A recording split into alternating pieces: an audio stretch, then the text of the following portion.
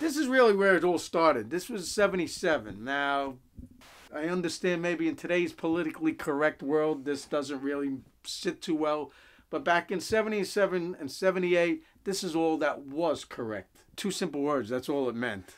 And, you know, it's not derogatory. It's just a kind of a sentiment of how Yankee feels about the Red Sox. We put together a montage of scenes that you'll remember. Deep to left, Yastrzemski will not get its home run. A 3-run home run for Bucky Dent. These are images of games you'll never forget. Boy, those Yankees. They have come here in Boston and they have beaten the Red Sox again. It is happy time here at Yankee dressing room in Fenway Park. I want to ask you one thing honestly. Was there ever the slightest little doubt? 78, you had a lot of personalities on that team that were just hated each other. It absolutely did not look like it was going to be a Yankee year. Jerry, the bottom kind of falls out the night of July 17 when the Yankees lose to KC. Well, how I remember. That was the night Billy told Reggie to bunt, and he swung away.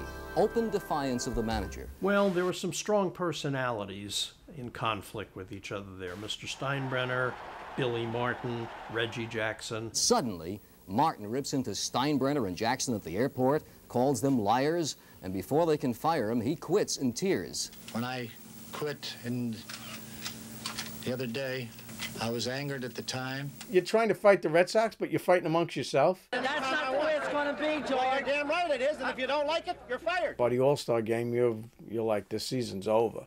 It's the All-Star break, July 11. The Yankees are 11.5 games behind the Boston Red Sox. Bob Lemon deserves the credit for steadying the ship. Al Rosen likes Bob Lemon, his old teammate, and Steinbrenner says, yes, he's our man. And he let them be the Yankees. And suddenly, it's all started to kick in for them. You know, you win 4 or 5 games in a row, and you knock off 3 games. Next thing you know, you say, no, we're not 9 games out. You know, 6 games out, 5 games out. And by the time the Yankees roar into Fenway Park on September 7th, the Sox lead by only 4. And that was the night the Boston Massacre began. And another base hit and 2 more runs, maybe 3. It gets by Yastrzemski. Yep, 3 RBIs for Willie Randolph on a double up the alley in left center. Holy cow! The teams were considered so evenly matched, but no one saw blowouts coming. And another base hit for Randolph and another RBI, his 5th of the night. The Yankees lead 13-2. I didn't expect a beating like that. I you know, at that time there, you know, like any series you go into, you're playing 4 games, 3 out of 4. Take 4 out of 4. And totally demoralize the team ahead of you. The bombardment continues. This home run by Piniella makes it 9-0. Final 13-2. The reaction of Yaz and Lynn says it all. One vivid part of that whole series I remember was Carl Yastrzemski. It's him against the Green Monster, and he's down and he's kicking the dirt. And I often wonder if I ever had a chance to talk to him, say, like, what was going through your mind? That's like a private moment in front of 35,000 people. He's up against the wall, just trying to figure out what's going wrong. Then it's Guidry, 4-0 on Saturday. The Yanks 7-4 on Sunday. And incredibly, they're all tied for first place. It all seemed to crystallize right there in that series in Fenway Park.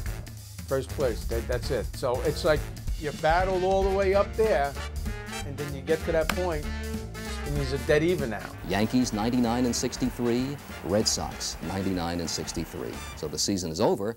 But the Yankees and Red Sox are tied for first place. On Monday, October 2nd, they'll meet in the first playoff game held in American League history in 30 years. What a beautiful, beautiful day for a baseball game. Good afternoon, everybody. I'm Frank Messer, along with the scooter Phil Rizzuto, on a beautiful, beautiful fall day here at Fenway Park. Was it perceived that you'd have the 1-game playoff? You said, yeah, well, the cards would have to fall right. Well, all the cards fell right. Jerry, it seems that even the chance to become world champions boils down to this 1 game. Flip a coin and you're going up to Fenway. And Mr. Steinbrenner went crazy over Al Rosen's ineptitude at losing this coin toss. It was a terrible call. How could you call heads? Everybody knows it comes up tails more than it comes up heads. He blamed him for the game being in Fenway.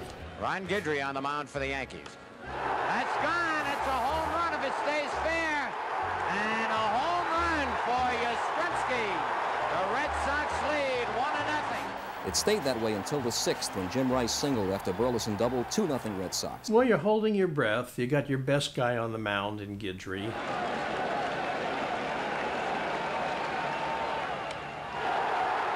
Right field, Pinella's after it, and he's got it. What a catch by Pinella. Made a basket catch going back toward the corner. You're losing, and you're hoping you get a run here, and that whole video going through your head with Bucky Dent and stuff like that. Tying runs on base. Bucky Dent is due up. I say pinch hitter, anybody. No, Lemon stays with Dent. A guy who is not a power hitter, who was not the guy you feared in that lineup.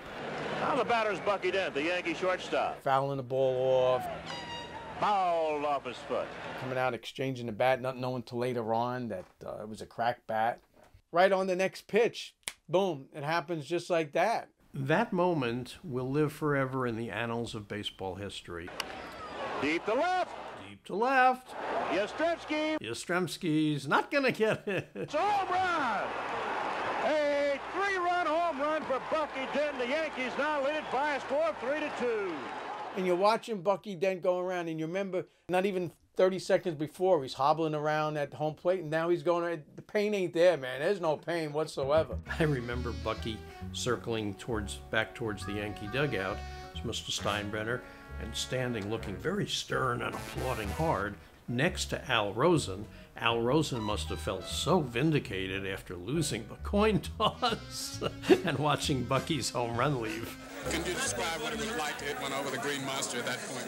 Well, it was probably the biggest hit of my career. It was ecstatic, but you still had the rest of the game to go now. The Red Sox come back with 2 runs in the bottom of the 8th. Yankees 5, Boston 4 at the end of 8. With the Yanks 5-4 in the 9th, Burleson walks with 1 out. Ball 4. It brings up Jerry Remy.